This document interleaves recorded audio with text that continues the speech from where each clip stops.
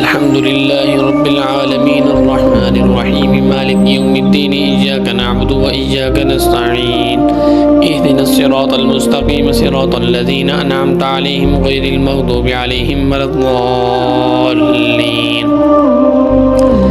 لا يحب الله الجار بالسوء من القول إلا من ظلم وكان الله سميعا عليما.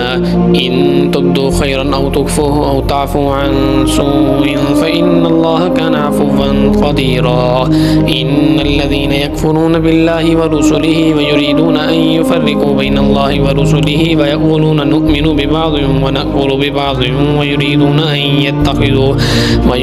أن يتخذوا بين ذلك سبيلا أولئك هم الكافرون حقا وأعتدنا للكافرين عذابا مهينا. والذين آمنوا بالله ورسله ولم يفرقوا بين أحد منهم أولئك سوف يؤتيهم أجورهم وكان الله غفورا رحيما. يسألك أهل الكتاب أن تنزل عليهم كتابا من السماء فقد سألوا موسى أكبر من ذلك فقالوا أرنا الله جارة فأخذتهم الصاعقة بظلمهم ثم اتخذوا العجل من بعد ما جاءتهم البينات فعفونا عن ذلك وآتينا موسى سلطانا مبينا.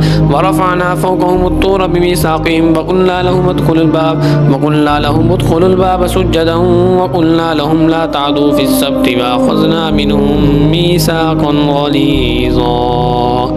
الله أكبر.